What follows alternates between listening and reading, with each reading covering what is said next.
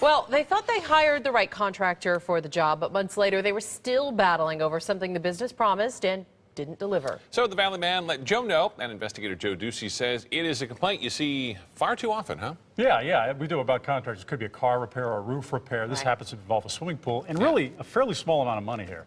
Usually I see that something the consumers could have done differently, actually in this case, but here it appears they did everything right and still ended up with months of frustration. They have a beautiful backyard in Sun City West, but it's what you don't see.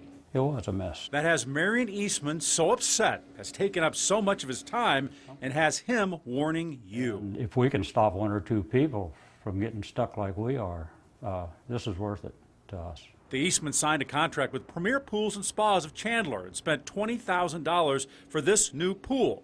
This isn't the problem. This is. Concrete spray on the pavers. You could see drops of concrete all over the Eastman's year-old patio pavers.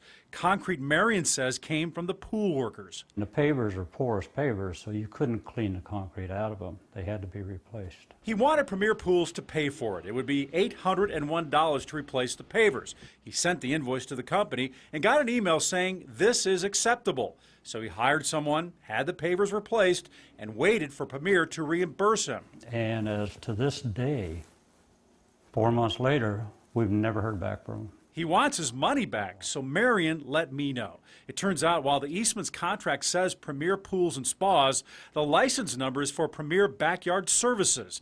The ROC gathered 30 complaints about that company in 2013 alone, involving tens of thousands of dollars. Hey, Joe Ducey, ABC 15. Aaron Gurley says he's the new owner and says he's trying to fix past issues caused by past owners. We took over the operation. We're working through all of the issues. But Gurley isn't new to Premier Pools and Spas. His name is on the Eastman's emails. They called him general manager.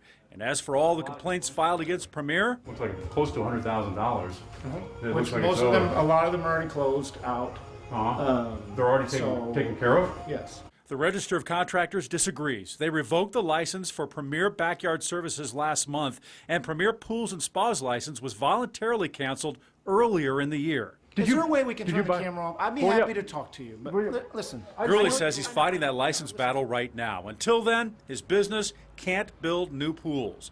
As for Marion's money, after we talked with the company, it took a few weeks, but Marion did get a check for the full amount, $801. Especially in this day and age and economy, you got to almost count every dollar you have just to get by.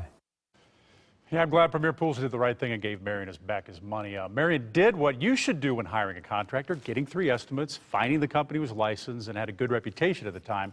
That usually prevents these kinds of problems. In this case, Marion filed a complaint with the regulatory body, also a good idea, and the Register of Contractors even has a recovery fund. It's money that goes to victims of licensed contractors. Go to abc15.com/letjoeknow for more details on how you qualify for that. If you need my help, let me know by phone, email, or find me on Facebook or Twitter. So it wasn't that much money, but they should have come through before this, and hopefully they'll turn things around. So you're going to come through. You should come through. Exactly. Sure. Thanks, Joe.